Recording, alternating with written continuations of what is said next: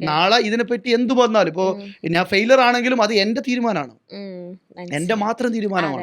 അപ്പൊ അതിലെനിക്ക് എന്താണ് സാറ്റിസ്ഫാക്ഷൻ ഉണ്ടാവും. അതെ. ഇപ്പം ഞാൻ ഷഫാഫിനെയാണ് ഇന്റർവ്യൂ എടുക്കാൻ വരുന്നത്. ഒരു ടെക് ഇൻഡസ്ട്രിയലിസ്റ്റ് ആണ്, മെയിൻലി കോൺസെൻട്രേറ്റ് ചെയ്യുന്നത് ബ്ലോക്ക് ചെയിൻ ആണെന്ന് പറഞ്ഞപ്പോൾ എന്നോട് പറഞ്ഞ മണി ചെയിൻ കേട്ടിട്ടുണ്ട്, ഈ ബ്ലോക്ക് ചെയിൻ എന്താ, something related to money chain ആണോ?